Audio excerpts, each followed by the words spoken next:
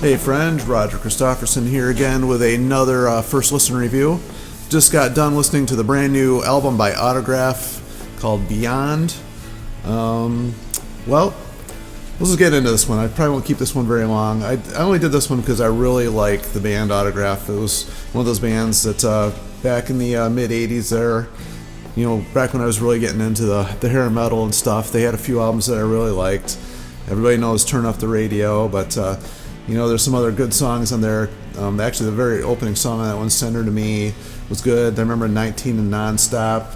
My Girlfriend's Boyfriend Isn't Me. It was like another one that I really liked. But my favorite album from them was actually That's the Stuff. And the opening song, That's the Stuff, that was like one of my favorite songs of theirs. Except for they came out with that album Loud and Clear, which didn't really do much at all for them, but there was a song on there called She Never Looked That Good for Me, that's actually probably my favorite song of theirs. And you know, then they broke up. Steve Plunkett wanted to go on and just be a writer and producer, which, you know, is fine. He wanted to go on and do that.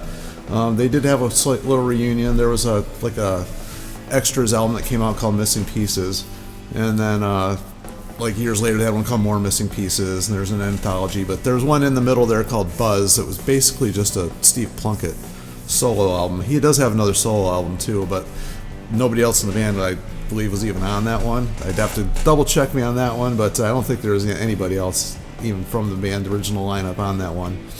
Speaking of which, at this point in time there is nobody in this band that was original at all, so unfortunately bass player Randy Rand died this past year. Actually lost original drummer Kenny Richards a few years ago too, and the keyboard player Steven Ishama has actually passed away as well. So 3 of the original members are no longer with us, which is very unfortunate, because I really enjoyed the music that they made, and all 3 of them passed away before their time. It's just really sad when, you know, that happens. It's not like these guys were way up there in years. They're all pretty young still, I think, anyway. But, you know, so they released this album. It was the last one that Randy Rand actually played on or had anything to do with. So, you know, he's been carrying on with the name since like the mid to later 2000s. I guess after the reunion was around 2013 or 14. I actually don't remember now. But all the guys in the band at this point joined either then or later. In fact, the new bass player that they have, they're still carrying on at this point with the bass player from Metal Church. His name is Steve Unger.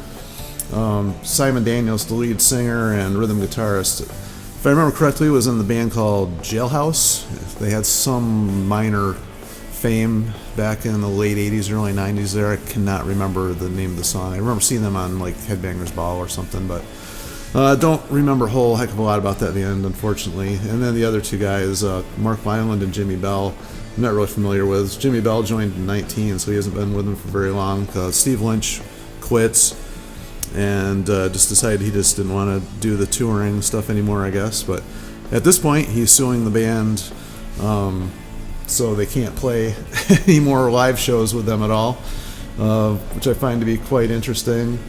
But so at this point, not a single original person left in the band. So anyway, so I got their previous album. It was called Get Off Your Ass or Get Up Off Your Ass or something strange like that. I don't remember exactly either, but so it was okay. I wasn't really super impressed with that one, but I'm one of these guys that has to have all the albums no matter what anyway.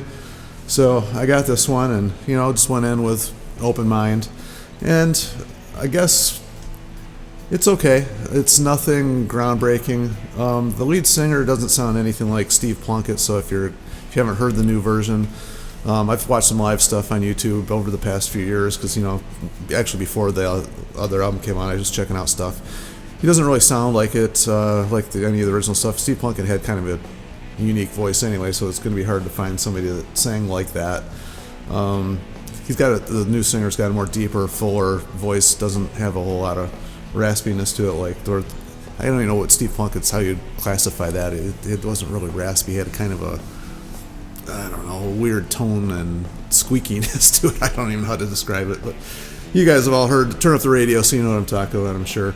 But anyway, just ran through this a few couple of different times, and nothing's really stood out as like a really awesome song that I probably won't ever listen to this album again. I'm just being 100% honest. There's a couple good songs on here. Take Me Higher was pretty good. Actually, Beautiful Disaster wasn't too bad. And then one of the ones towards the end there, To Be Together, I think it was called, To Be Together. It was okay. It wasn't the worst thing I've ever heard. If you're a completist, I could see why you'd want to have this album. If you're not, and you're just looking for something good to listen to, there's lots of other stuff out there that'll probably be a better choice than this one. But I don't know if it's on Spotify. I imagine everything's on Spotify nowadays, but you can probably check it out there in case you're hesitant to buy it. The artwork's kind of cool. It's more it's a Frontiers release. There are a lot of their stuff has that same production type style, at least to my ears it does, and there's nothing that is different. The production's good. That's one thing I do, aside from the Journey album that they did. I think it was the Journey album was on Frontiers. I don't know. Geez, now I'm forgetting things, but anyway, the production was good, so it's not bad. We'll give it that. I'll rate it about a 6, only because the performance is good. They do it well. Just the songs are not top notch. Probably not what you would expect from Autograph. Although I guess technically Autograph's albums had lots of filler on them before. They were kind of